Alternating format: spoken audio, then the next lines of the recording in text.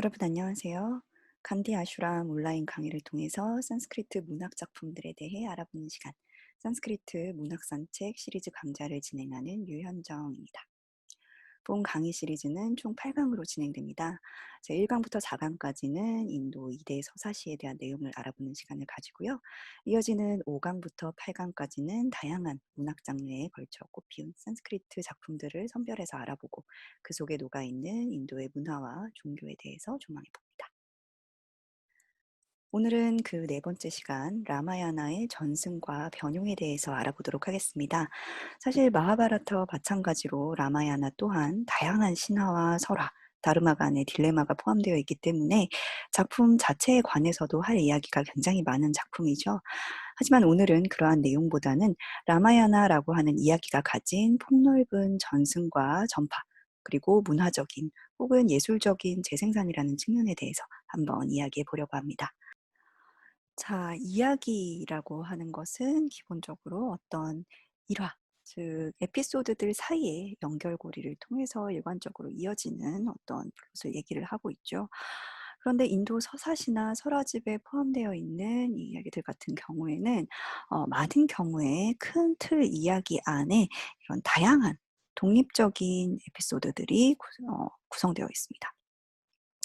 그래서 이렇게 X자식 구성으로 이루어진 이야기들의 경우에는 에피소드들의 삽입과 변형이 비교적 자유롭죠.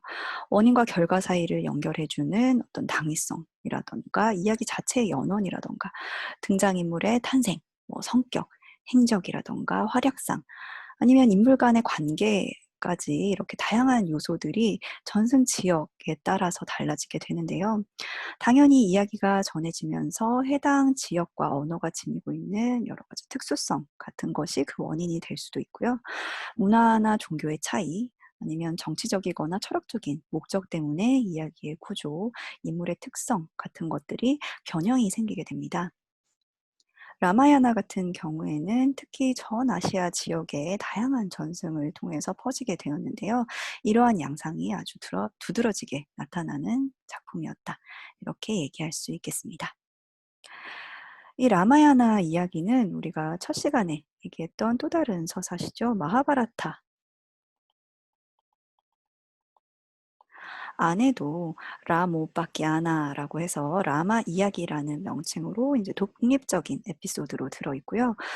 불교 전승에서는 라마야나에 등장하는 인물만을 따로 떼어서 전하기도 하고 인물의 명칭은 다르지만 이야기 구조가 동일한 경우도 있습니다. 서사시 자체가 몇백 년에 걸친 오랜 시간 동안 형성되는 과정이 있었고 이 과정에서 힌두교, 특히 비슈누 신앙이라는 이 아바타라를 중심으로 하는 사상들이 크게 융성하게 되는데요. 이에 따라서 라마라고 하는 이 비슈누 신의 화신으로서의 인물은 단순히 어떤 이야기의 영웅이었을 뿐만이 아니라 힌두들의 다르마 그리고 교의의 어떤 상징적인 존재로서 자리매김을 하게 됩니다. 그리고 고유의 언어 전승에 따라서 또다시 여러 라마야나가 생겨나게 되죠. 잘 알고 계시겠지만 이 인도라고 하는 나라는 원래 여러 가지 그 소왕국들이 모여서 이루어진 어떤 나라입니다. 그래서 각 주별로 이제 대표적으로 사용되는 언어가 다르고 또 그 안에서도 다양한 지방어들이 사용이 되고 있는데요. 어떻게 보면 이 주별로 사용되는 대표어들마다 각자의 라마야나 전승이 있다라고 해도 과언이 아닐 정도로 이 라마야나는 다양한 번안을 거치게 됩니다. 시간 관계상 모든 것을 다루지는 못하겠지만 굉장히 대중적인 몇 가지만 나열해도 다음과 같습니다. 북인도 지방에서는 툴시다스라고 하는 인물이 람짜릿 마나스라고 하는 작품을 이제 동부 힌디어로 각색한 적이 있고요. 남인도 쪽에서는 타밀나두에서 깜반, 깜빠 혹은 깜바르라고 불리기도 하는데 이 시인이 이 라마바타람이라고 하는 작품을 타밀어로 작성을 했죠. 그래서 이 라마바타람은 깜바 라마야나, 깜빠 라마야나라고도 불립니다. 그리고 동인도 쪽에는 이제 벵갈 지방에서 크리티와스 오자라고 하는 시인이 슈리람 반짤리라고 하는 작품을 벵갈리로 작성한 바가 있고요. 이 외에도 이제 케랄라 지방에서는 깐나다오로, 오리사 지방에서는 오리시어로, 구자라트 지방에서는 구자라티, 마하라슈트라 쪽에서는 마라티, 그리고 이제 이슬람 영향권에 들어가게 되면서 무굴 제국 시대에는 페르시아어로 작성되기도 했고요. 파키스탄 지방에서는 우르두어 버전도 나타나죠.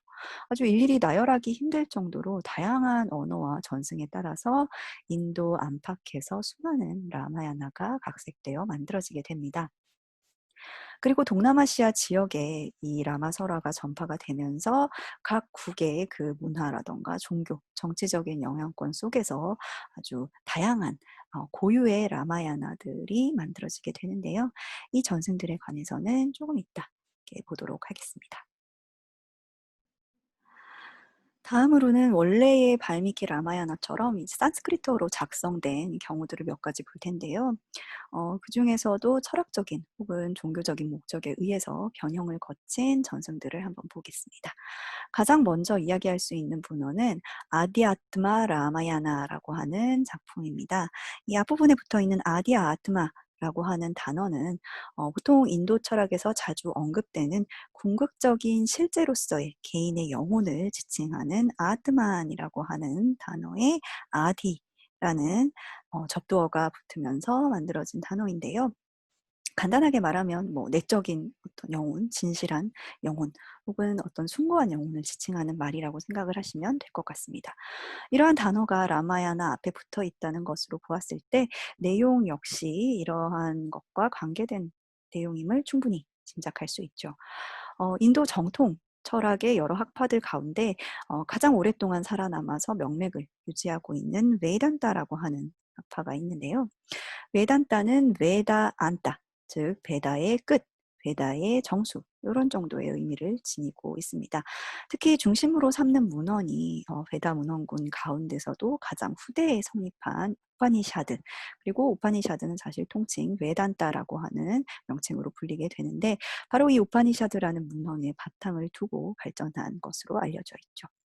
그 베단타 학파 안에서도 이제 다양한 학자나 학파들의 사상과 철학적인 흐름이 발달을 하게 되는데요. 그중에서 불이론 베단타라고 알려져 있는 이 아드바이타 베단타라고 하는 학파의 교의를 위해서 재구성된 라마야나가 바로 이 아디아트마 라마야나입니다. 아드바이타라고 하는 말은 드바이타, 그러니까 이원성이라고 하는 말에 부정접두어인 아가 붙어서 만들어진 말이죠. 개인적인 실제인 아트만, 그리고 우주적인 실제인 브라흐만 사이에 그 이원성이 존재하지 않는다 정도로 간단하게 이야기할 수 있을 텐데요. 그래서 한자어로 이 불이론이라고 불리게 된 거죠. 아디아트마 라마야나의 기본적인 이야기 구조는 원래의 라마야나와 거의 동일합니다. 하지만 라마라고 하는 이 인물에 대한 설명들을 통해서 우파니샤드와 베단타의 대표적인 교의죠. 즉 궁극적인 개인의 영혼인 아드만, 이 우주적인 실제인 브라흐만과 동일하다라고 하는 소위 이제 버마이려라는 이 사상을 전달하고자 했던 것임을 알 수가 있습니다. 따라서 주인공 라마 역시 이 궁극적인 실제인 브라흐만의 어떤 하나의 화현으로 여기는 것이죠. 또 여기에서는 힌두 신화 전통에서 이 위슈누신만큼이나 아주 강력하고 독자적인 신앙 전통을 가지고 있는 쉬바신, 그리고 그 배우자인 파르바티 여신 사이의 대화를 통해서 이러한 내용들이 일정 부분 서술되고 있는 것도 아주 재미있는 점입니다. 오른쪽 그림에 나와 있는 이것이 바로 슈바신과 그 배우자인 파르바티 여신입니다. 여기 보시면 슈바신 그리고 파르바티 여신이 보이고요. 그리고 여기 앞에 있는 자신의 탈 것인 난디라고 불리는 황소가 보이네요. 그리고 뒤에 자식들도 같이 묘사가 되어 있는데요. 빨간 이 코끼리 머리를 한 신이 바로 가네샤 신이고요. 잘 보이지는 않지만 이 머리가 여러 개 달린 이 아들은 보통 까르띠게야 혹은 스칸다라고 불리는 군신입니다. 우리에게는 그 위타천이라고 하는 불교 신격으로서의 명칭이 아주 잘 알려져 있죠. 유사하게 동일한 학파인 이 아드바이타 베단타의 교의를 전하는 또 다른 라마야나도 있습니다. 사실 제목만 봐서는 이게 라마야나인지도 잘 모를 수 있을 텐데요. 요가 바시슈타라고 하는 문헌입니다. 마하라마야나 아니면 바시슈타 라마야나 아니면 요가 바시슈타 라마야나라고 하는 다른 이름으로도 불리는데요. 여기에서는 오른쪽 그림에서처럼 이 라마의 즉위식에 참여하기도 했던 마시슈타라고 하는 아주 전설적인 베다의 선인이 이 라마에게 베풀어 주는 다양한 철학적인 교리가 가득 담겨 있습니다. 다음으로 아트부타 라마야나라고 불리는 라마야나도 있는데요. 아트부타는 이제 놀라운, 경이로운이라고 하는 그러한 뜻을 가지고 있습니다. 이 아트부타 라마야나의 경우는 재미있는 게 라바나와 시타의 관계입니다. 이 작품에서 특히 시타의 존재감이 아주 상당히 두드러지고 있는데요. 시타는 아주 강력한 어떤 존재로서 신의 힘을 그대로 현현시킨, 즉 샥디라고 하는 존재로서 다루어지게 됩니다. 또 하나 재미있는 점은 이 시타가 라바나의 딸로 설정되어 있다는 점이죠. 이 시타가 라바나의 부인인 만도다리에게서 태어날 때 그 아이가 자신을 죽이는 강력한 존재가 된다는 그러한 예언을 듣게 되는데요. 이후 라바나는 불길함을 느껴서 이 시타를 랑카 섬에서 멀리 떨어진 곳에 파묻어 버리게 되죠. 그 후에 땅속에 버려진 아이를 발견하는 것이 바로 위대하의 자나카 왕으로 설정되면서 아주 독특한 막장 스토리가 완성되게 됩니다. 잠시 이 그림을 확대해서 보시면은 이 장면은 라바나의 장례식 장면입니다. 좌측에 보이는 라마와 락시마나가 인제 대화하는 장면이 있고요. 그리고 라바나의 동생 그리고 이자 이제 라마군으로 전향했던 인물이죠. 이 비비샤나와 비비샤나를 비롯한 이 라바나를 따랐던 락샤사들이 화장을 하기 위해서 인제 라마와 락시마나에게 상담을 하는 장면. 그리고 이 위쪽으로 가게 되면은 원숭이들과 그다음에 락샤사 그리고 비비샤나가 함께 라바나의 화장을 위해서 장작을 구하는 장면이 보입니다. 그리고 오른쪽 아래에 바로 라바나가 죽어 있는 모습이 나타나 있죠. 그리고 이 주변에 모두 라바나의 부인들이 이제 괴로워하면서 라바나의 죽음을 슬퍼하는 그림인데요.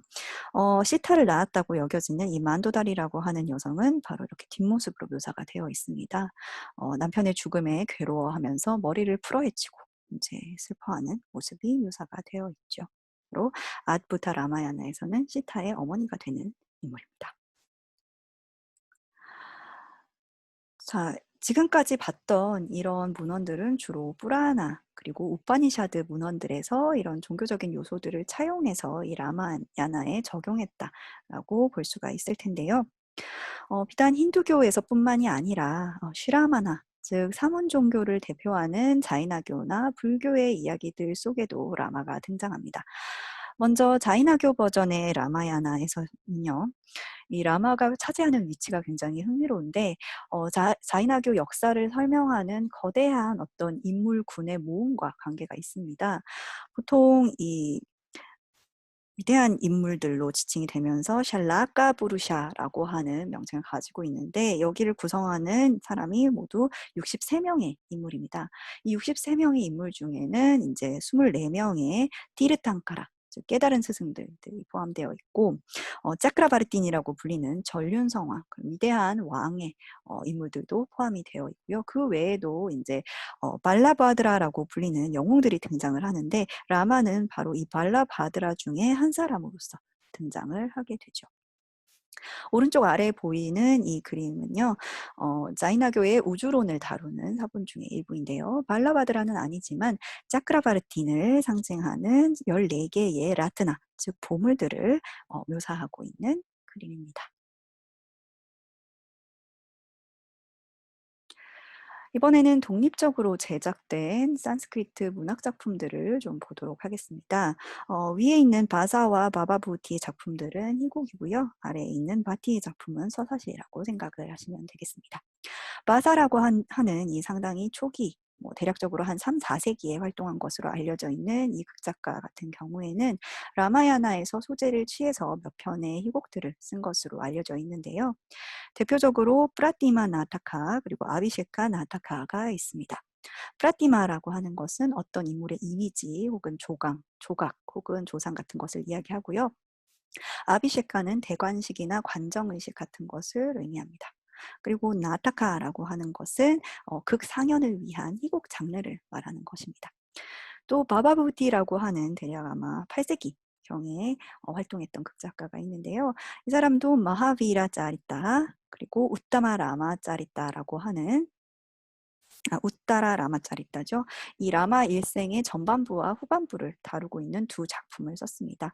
우따라라고 하는 것은 깐다의 이름이기도 하죠. 라마가 아요디아로 돌아온 이후에 이제 라마의 이야기인데 이 우따라 라마 짜리따 역시 이러한 내용들을 다루고 있습니다. 다만 결말 부분에서는 좀 더 행복한 결말을 만들기 위해서 노력한 작가의 역량이 표현이 되어 있죠.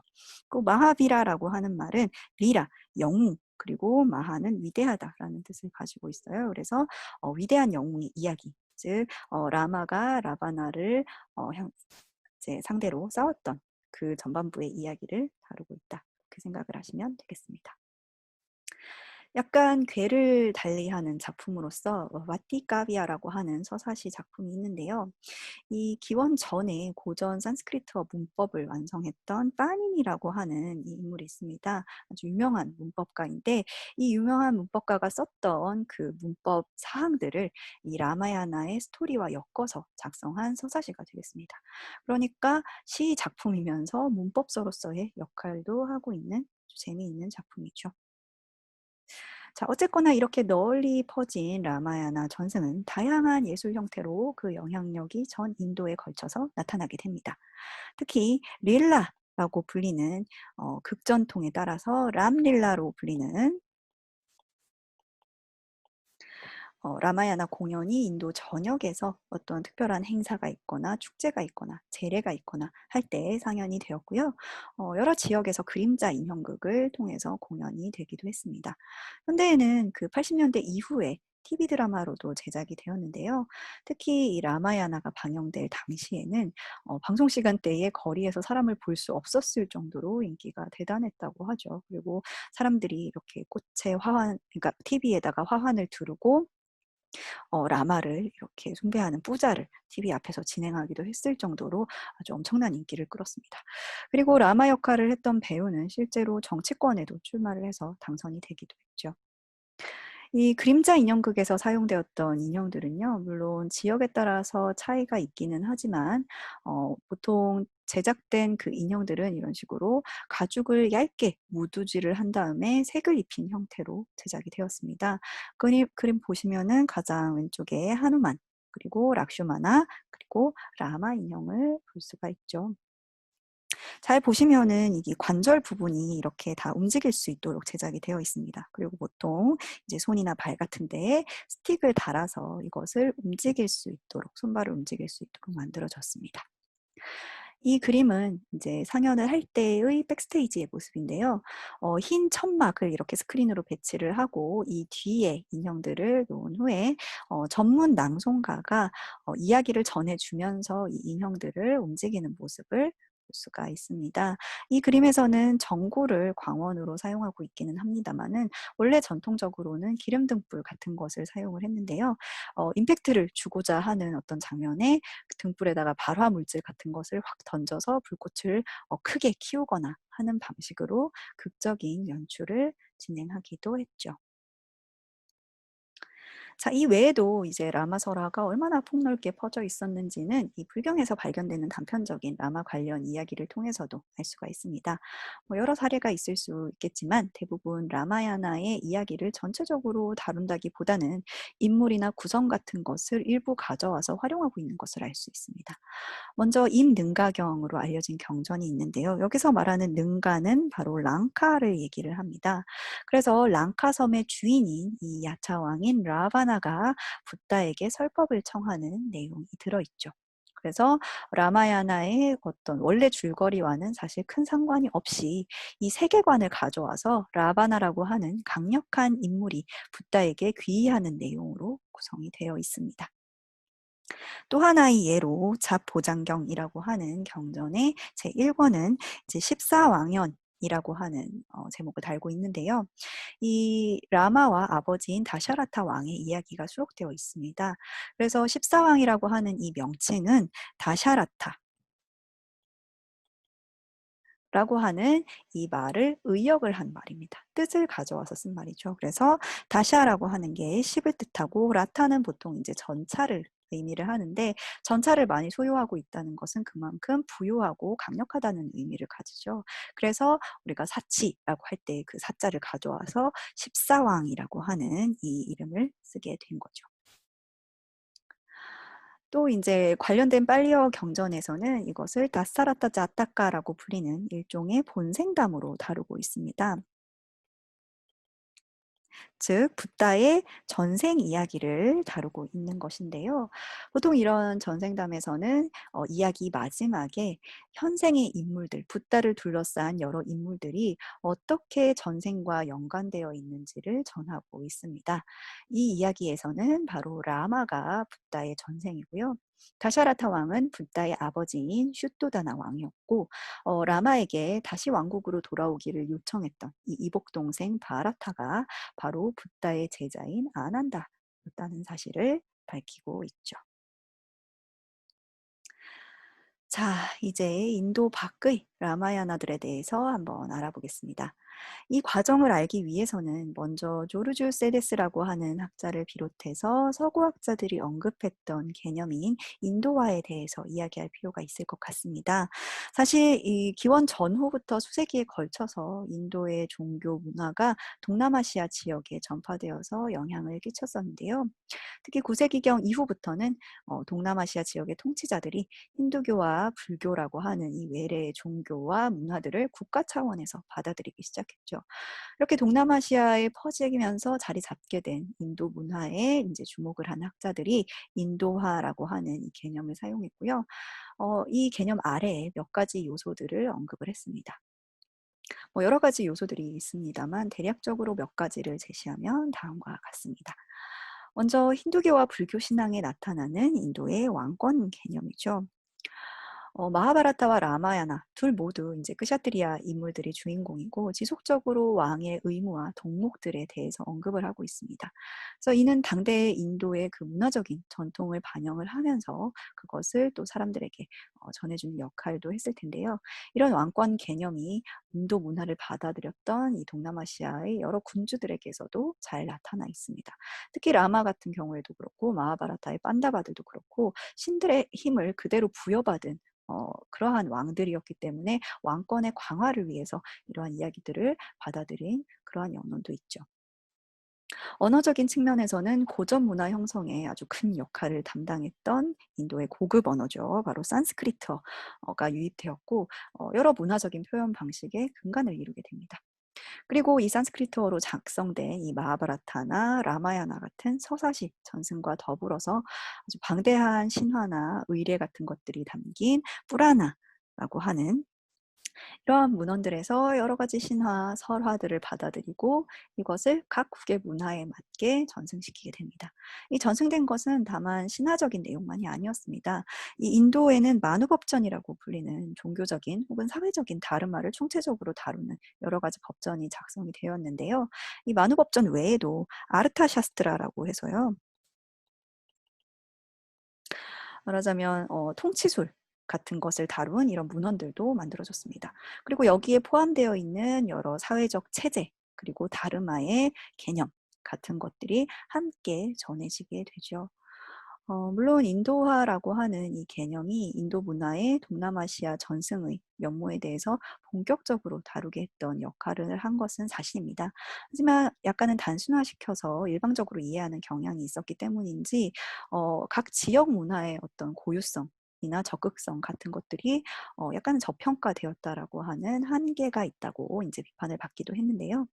그럼에도 불구하고 인도 문화의 어떤 폭넓은 전승에 대해서 일정 부분 설명해 줄 수 있었던 이론이었던 것은 분명한 사실이라고 할 수 있을 것 같습니다.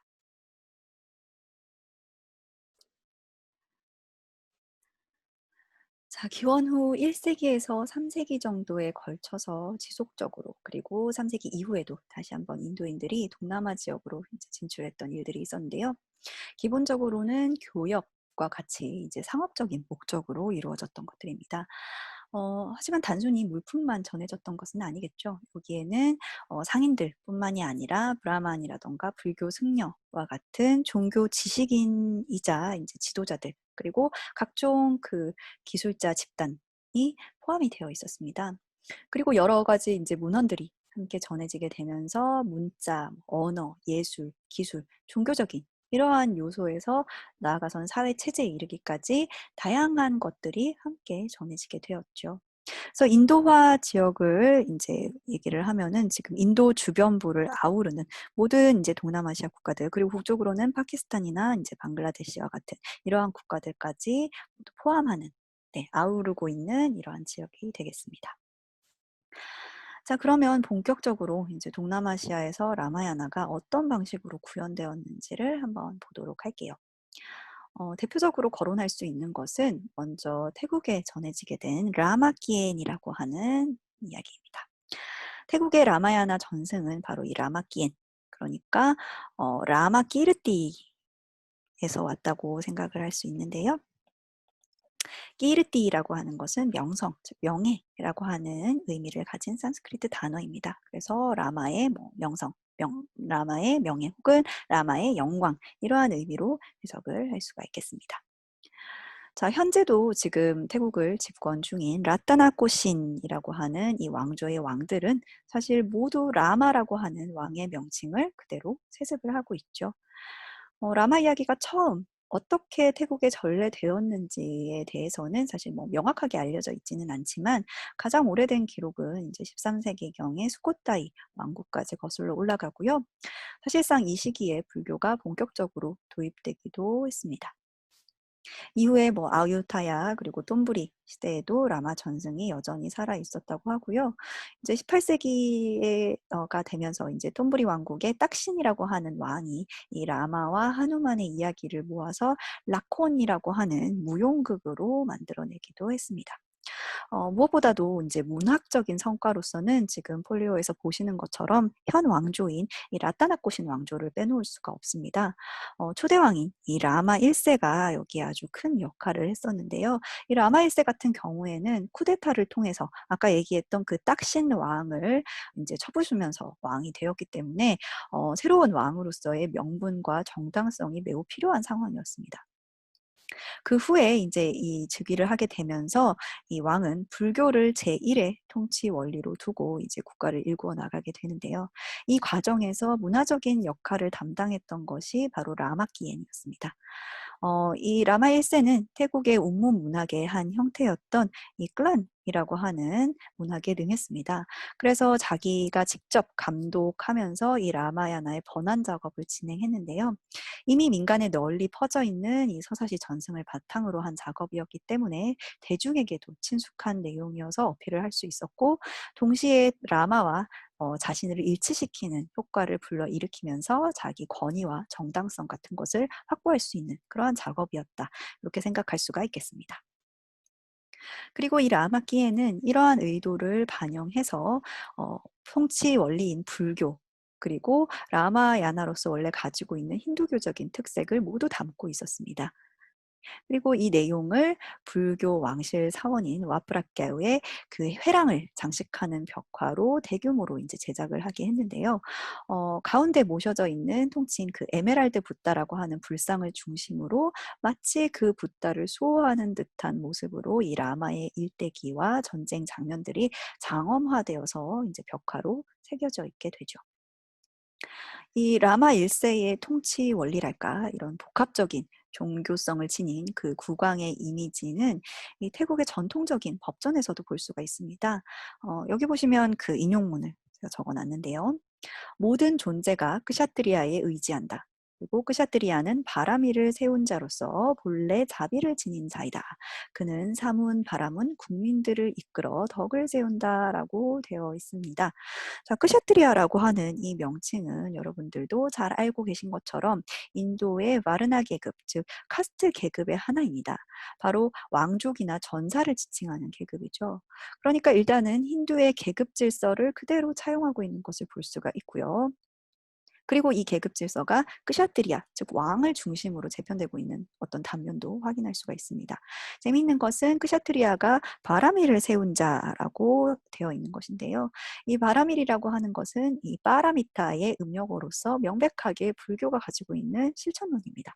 그리고 끄샤트리아를 중심으로 해서 나머지 국민들, 그러니까 불교의 스행승인 사문, 힌두교 사제인 마라문을 포함한 모든 국민들을 이끄는 자로서 설명을 하고 있죠. 그 외에도 이제 국왕을 어떤 도덕적인 교서를 내리는 존재로서 설정을 하고서 이 명칭으로 보살이라고 하는 명백한 불교적인 용어를 사용하고 있는 것을 알 수가 있습니다. 지금 보시는 여기가 바로 왕궁사원인 와프라케아오입니다. 가장 안쪽에 에메랄드 붓다라고 불리는 불상이 안치가 되어 있고요. 벽에는 이제 회랑 전체에 걸쳐서 쭉 돌아가면서 이렇게 라마키엔의 장면들이 상세하게 묘사가 되어 있는 것을 알 수가 있습니다. 이런 라마 1세의 그 입장, 그리고 정당성을 위한 노력이라든가 아니면 실제로 나라를 다스릴 때 취했던 어떤 불교와 힌두교가 섞인 복합적인 통치 원리가 그대로 라마 끼엔에도 반영이 되어 있습니다. 앞서 보셨던 것처럼 힌두적인 그 원래의 서사시 골격에다가 불교적인 성향이 더 씌워져서 각색된 형태라고 할 수 있을 텐데요. 일단 라마 1세의 정통성을 위해서 스스로가 과거의 선업을 통해 현생의 왕이 되었다라는 이미지를 창출하고 있습니다. 실제로 이 라마 1세가 딱신을 처형을 할 때 이 딱신은 사실 이 아다르마에 해당되는 인물, 그러니까 다르마에 반하는 행동을 했기 때문에 처형이 된다라고 이야기를 하고 있고, 이 딱신 역시 이제 새로운 라마 1세에 대해서 이 인물이 이제 다르마에 준하는 인물이라면은 어쩔 수 없이 내가 여기에 순응하겠다라고 이야기를 한 바가 있습니다. 그러니까 이 다르마 라고 하는 용어가 힌두적으로 해석될 때는 어떤 사회적인, 정치적인, 그리고 힌두교의 어떤 교의로서의 역할을 하고 있지만, 이것이 이제 불교적인 용어로 사용되었을 때는 이것이 불법, 그러니까 공덕에 해당되는 말로도 해석이 될 수 있는 거죠. 자, 재미있는 것은 어쨌거나 이 전생의 이야기를 끌고 와서 자신이 이제 전생의 어떤 공덕을 통해서 지금의 왕이 되었다라고 하는 이 이미지를 만들어내면서 이 라마키엔에도 독특한 전생 이야기가 들어가 있습니다. 바로 비슈누와 라바나의 전생 이야기가 각색되어 있는 점인데요. 이 등장인물들 또한 이제 불교적인 어떤 그 윤회 과정 속에서 각자의 역할을 하고 있는 모습으로 그려져 있습니다. 오른쪽에 지금 묘사되어 있는 이 인물은 사원 앞을 지키고 있는 바로 태국 버전의 라바나입니다. 그래서 이 라마키엔에서는 토사칸이라고 하는 이 이름으로 불리게 되는데, 원래 산스크리트어로 다샤칸타,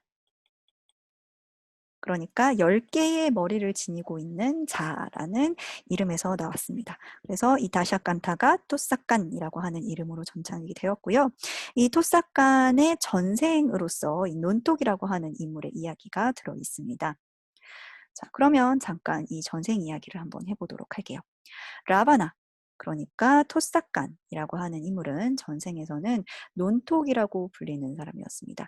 이 시바신의 신전에서 신들의 신발을 이제 정리하고 담당하는 그러한 인물이었죠. 하지만 다른 신들이 논톡을 업신여기게 되니까 분노한 논톡은 아주 고행을 통해서 이제 은총을 부여받게 되는데요. 이 은총이라고 하는 것은 바로 이제 손가락에 이제 무엇이든지 깨부술 수 있는 단단하고 빛나는 다이아몬드를 가지게 된 것이었습니다. 그래서 이 다이아몬드 손가락으로 이제 닥치는 대로 이것저것을 파괴하고 신들을 위협하게 되죠. 이 논톡을 제압하기 위해 이제 시바신에 의해서 명령을 받아서 나서게 된 것이 바로 프라나라이, 즉 비슈누 신입니다. 프라라고 하는 이 명칭은 남성에 대한 경칭을 나타내는 말이고요. 이 여성의 경우에는 보통 앞에다가 나앙을 붙이게 됩니다.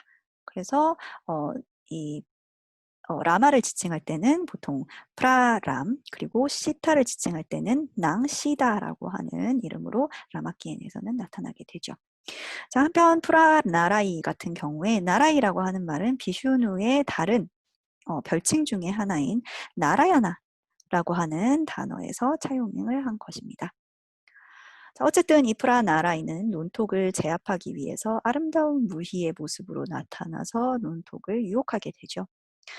프라나라이의 아주 아름다움에 취해서 이 무희의 춤을 마구 이렇게 따라하던 논톡은 이 누이가 자기의 손가락으로 허벅지를 가리키는 동작을 하니까 그것을 무의식적으로 따라해서 자신의 다리를 가리키는 동작을 취하게 되는데 결국에는 자신의 손가락에 자신의 허벅지가 파괴되어서 쓰러진 채로 이렇게 프라나라이에게 밟혀서 굴복을 하게 된다는 것이 이들의 전생 이야기입니다. 그리고 이후에 이 프라나라이는 토사칸으로 환생한 논톡을 다시 한번 제압하기 위해서 라마의 모습으로 화연하게 된 것이죠. 라마키엔에 나타나는 또 하나의 이제 특징 중에 하나는 바로 원숭이 장수 하누만 설화가 확장되어 있다는 점입니다. 하누만은 특히 태국의 라마야나 전승에서 아주 큰 인기를 누렸습니다. 그래서 원래 라마야나 발미기의 라마야나에는 없는 이런 이야기들이 추가되면서 다양하게 확장되어 있는데요. 여기에서는 이 라마 세두 그러니까 랑카 섬으로 향하는 이 다리를 건설하는 과정에서 토사칸의 딸 중 하나인 수완나 마차 라고 하는 이 여성과 사랑에 빠지는 이야기가 들어 있습니다. 수완나 마차 같은 경우에는 산스크리트어로 수바르나 마츠야에서 나왔습니다. 즉 황금 물고기에 해당되는 말인데요. 그래서 이 수완나 마차는 이런 인어의 모습을 하고 있는 것으로 묘사가 되어 있습니다. 이 그림이 바로 하누만과 수완나 마차 사이의 사랑을 묘사한 그림이죠. 아까 봤던 그 왓브라케오 왕궁 사원에 그려져 있는 벽화의 모습이 되겠습니다. 그리고 라마기에는 결말 부분 역시 발미기의 라마야나와 차이가 있습니다. 시바신의 역할이 특히나 확장이 되어 있는데 원래 라마야나의 마지막 결말 부분에서 시타는 영원히 대지의 품으로 돌아가서 이제 더 이상 라마와 만나지 않게 되고 라마는 이제 왕국을 충분히 다스린 후에 사라유 강으로 들어가면서 비슈누 신의 모습으로 되돌아가는 그러한 결말을 맞고 있는데요. 라마키엔 같은 경우에는 시바신이 이 둘의 화해를 위해서 직접 나서게 됩니다. 시바신의 태국 버전 이름은 프라 이수원이라고 하는 명칭인데요. 프라는 아까 말했던 것처럼 남성의 경칭을 얘기하고 이수원 같은 경우에는 시바신의 별칭 중에 하나죠. 이슈와라라고 하는 자제신이라는 의미를 지닌 말에서 따온 이름이죠. 그래서 프라이스원은 둘 사이에 중재를 맡게 되고 결국 라마키엔에서는 라마 즉 프라람과 시타 낭시다 사이에 화해가 이어지게 되면서 해피엔딩을 맞이하게 됩니다. 그리고 단순히 둘을 화해시키는 역할뿐만 아니라 프라이스원 그러니까 쉬바시는 라마키엔에서 최고신의 위치를 차지하고 있습니다. 발미기의 라마야나가 비슈누 신을 최고신으로 설정해서 해당 신화를 수축으로 전개되는 반면에 이 라마키엔 같은 경우는 프라이스원이 비슌으로 하여금 여러 악마들을 물리치게 하는 주신의 역할을 담당하고 있는 것도 재미있는 요소 중에 하나입니다. 다음으로는 태국 이외의 다른 나라들에 전해진 라마야나들을 간략하게 한번 알아보도록 하겠습니다. 라오스에 전래된 라마 이야기를 좀 보도록 할게요. 라오스는 지금 지도에서 보시는 것처럼 중국, 베트남, 캄보디아, 태국, 미얀마에 이렇게 쫙 둘러싸여 있기 때문에 다양한 문화 유입의 통로가 되는 곳이었습니다. 그래서 설화전승도 이제 각국에서 라마 설화를 다양하게 수용을 하게 되는데요. 대표적인 라오스의 전승은 프랄락 프랄람이라고 하는 전승입니다. 프라는 아까 나왔던 것처럼 남성의 그 이름 앞에 붙는 경칭이고 락은 락슈마나 그리고 람은 라마를 이야기합니다. 기본적으로는 태국이나 캄보디아에 전해진 라마 이야기와 유사한 구조를 가지고 있는데요. 특히 이 제목에서 보시는 것처럼 락슈마나의 역할이 확장이 되어 있고 무엇보다도 이 이야기 자체를 붓다의 본생담 그러니까 자타카 이야기로 받아들이는 경향이 있습니다.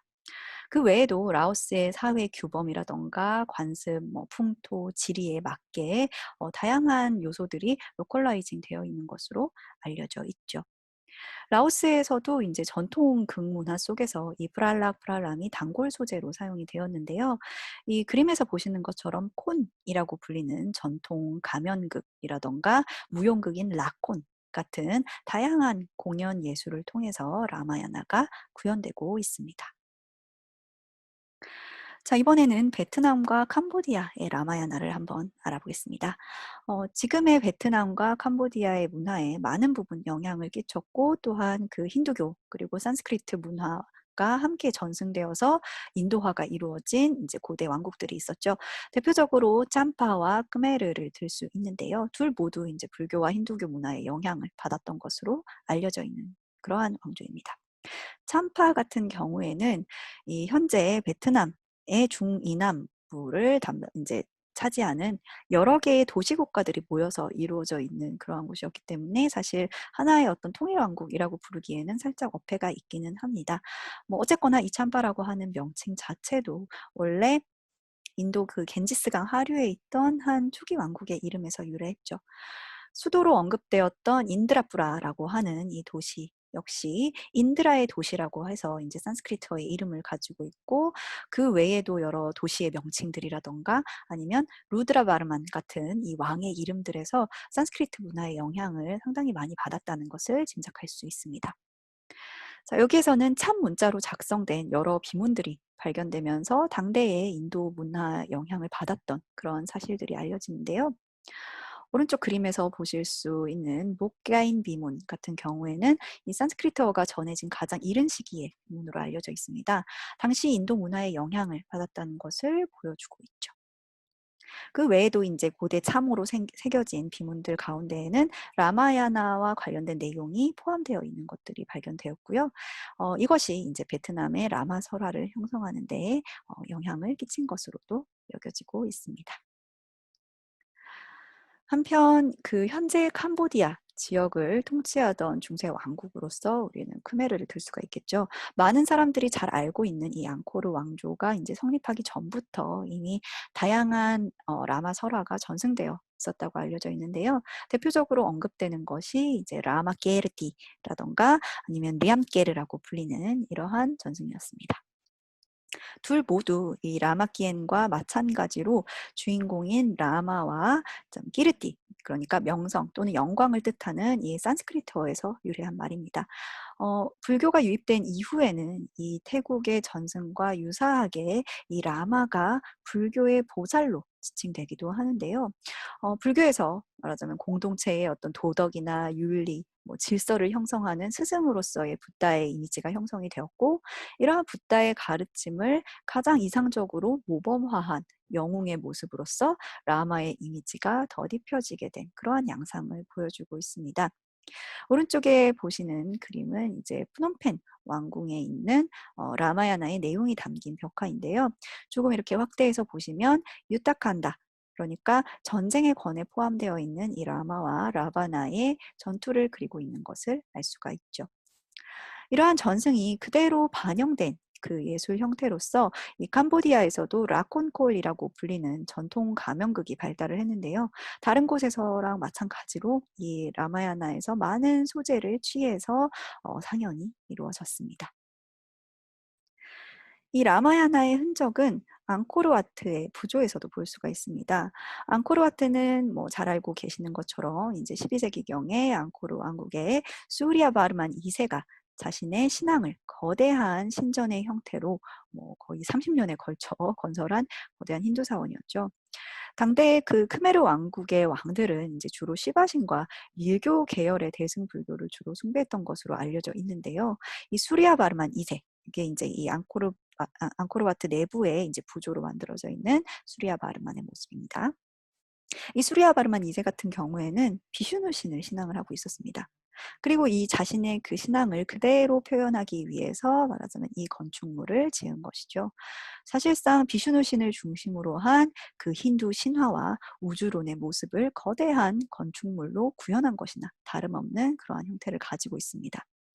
물론 수리아바르만 2세 사후에는 이제 시암, 즉 태국의 정복을 받게 되면서 이 크메르 왕국은 쇠퇴를 하게 되고, 그것 때문에 태국에서 전해진 이 남방 불교의 영향이 강해졌죠.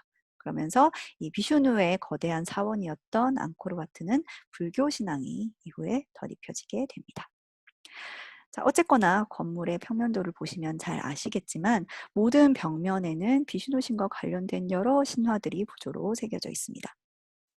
이 아수라들을 물리친 내용이라던가 아니면 마하바라타의 전쟁 장면, 그리고 우유바다를 휘젓는 이런 신화들까지 다양한 그 비슈누 관련 신화들이 묘사가 되어 있는데요. 바로 여기에 이제 라마야나의 랑카의 전투가 묘사가 되어 있습니다. 좀 더 자세히 보시면 이렇게 긴 벽을 따라서 이 전체적으로 다 전쟁 장면이 아주 생생하게 묘사되어 있는 것을 볼 수가 있는데요. 그래서 오른쪽 끝부분에 보통 이제 라바나가 묘사되어 있고 왼쪽 끝부분에는 이제 라마의 모습이 묘사가 되어 있습니다. 그 부분만 제가 따로 떼어서 가져왔는데요. 잘 보시면은 여기 머리가 여러 개 달린 이 라바나의 모습, 팔도 굉장히 여러 개 달려 있는 모습이죠. 그리고 왼쪽 끝으로 가게 되면은 라마, 그리고 라마 아래쪽에는 라마를 자신의 어깨 위에 지고 있는 전차의 역할을 수행하고 있는 하누만의 모습이 묘사가 되어 있고요. 그리고 그 옆에는 락슈마나가 함께 나타나 있는 것이 보입니다. 그리고 이 사이사이에 아주 격렬한 전쟁 장면을 표현하고 있기 때문에 화살의 거의 비 같은 것이 묘사가 되어 있죠. 자, 이제 미얀마로 넘어가 볼게요. 미얀마도 이제 불교의 영향이 컸기 때문에 9세기 무렵에는 여타 국가들처럼 붓다의 전생담인 이 자타카 형태의 라마야나가 유통되었던 것으로 알려져 있습니다. 주로 이제 태국의 라마 전승이 많은 영향을 끼쳤다고 여겨지고 있고요. 대표적으로 이 라마 전승은 야마자토라고 하는 이름으로 알려져 있습니다. 이 야마는 라마를 이제 미얀마식으로 받아들인 이름이고요. 그다음에 자토 같은 경우에는 바로 자타카를 의미하는 말입니다. 인제 다른 나라에서처럼 이 미얀마도 자신들의 언어 사정에 따라서 인물들의 이름을 발음한 것이죠. 라마는 인제 야마, 그리고 시타는 티다라는 이름으로 전해지게 되고요. 이 오른쪽 그림에서 보시는 것은 인제 19세기경의 그 사본에 나오는 그림인데요. 사실 인제 1700년대에 만들어져서 인제 미얀마에서 유통되었던 또 다른 라마 전승으로서 라마 타긴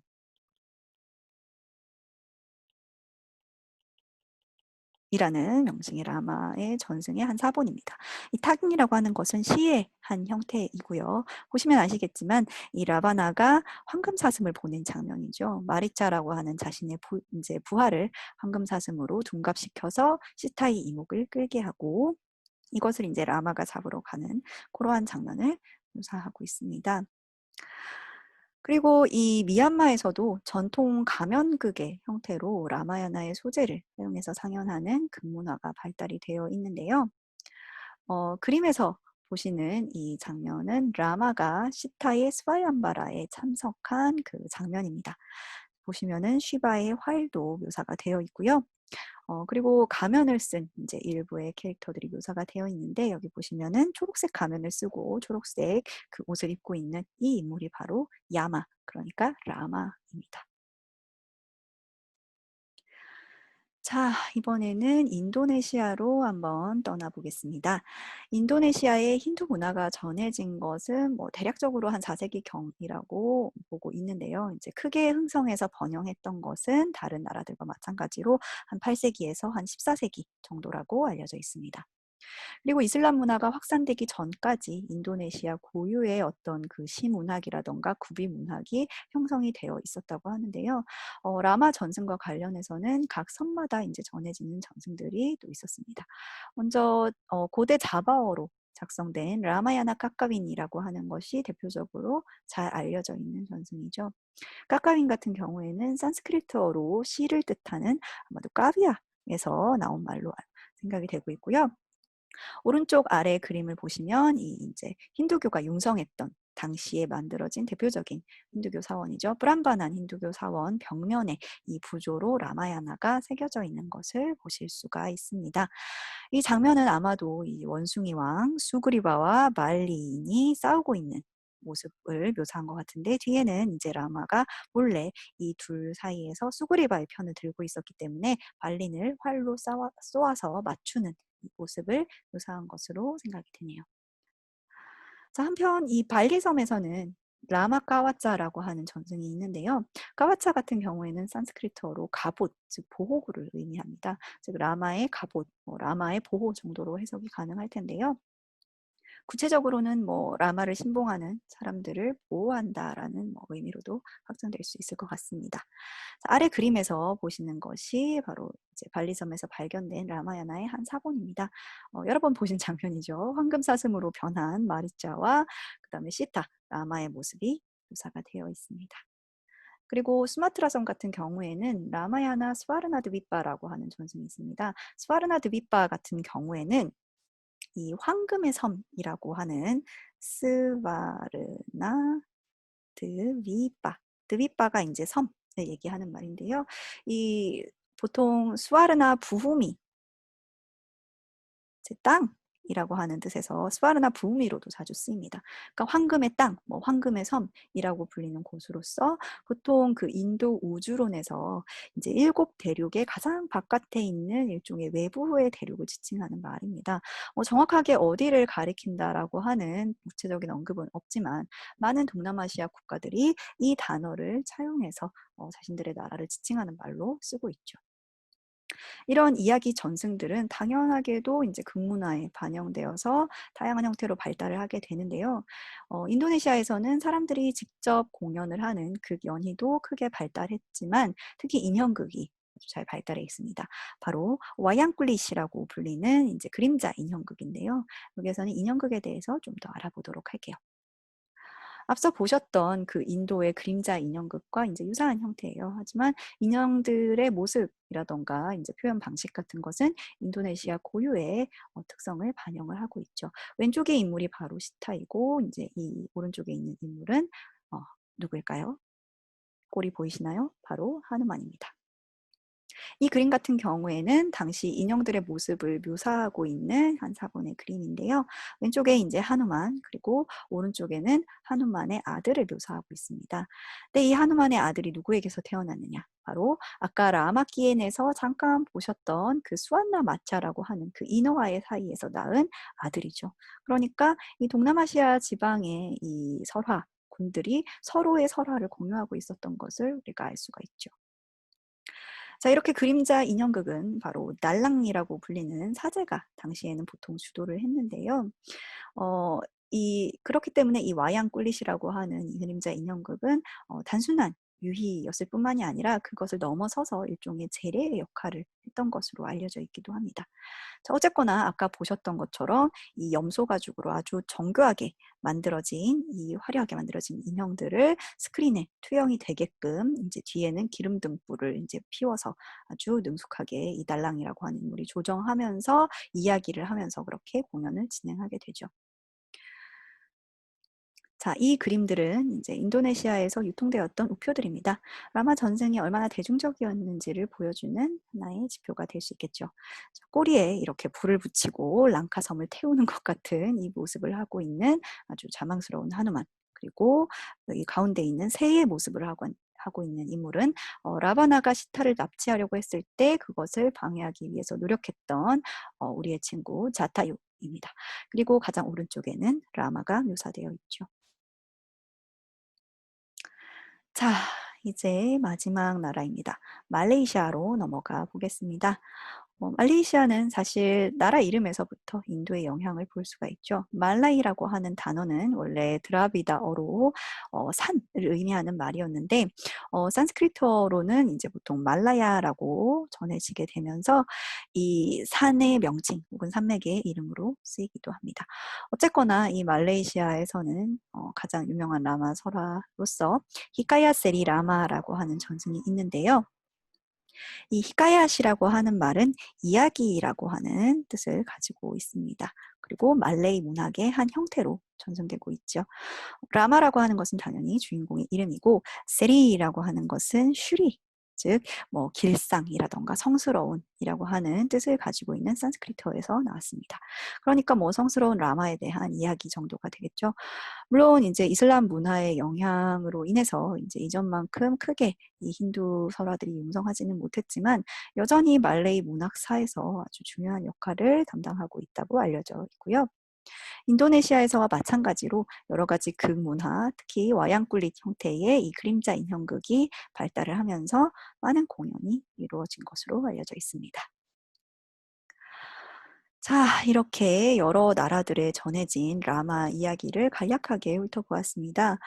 워낙에 방대한 그 역사 속에서 다양한 전승들이 전해졌기 때문에 이 모든 것들을 다루지는 못했습니다만, 지금까지 본 내용들을 통해서도 당대의 그 인도 문화와 고전 종교 그리고 신화들이 얼마나 큰 전파력을 가지고 전해졌는지를 어느 정도는 가늠할 수 있었다고 생각이 됩니다.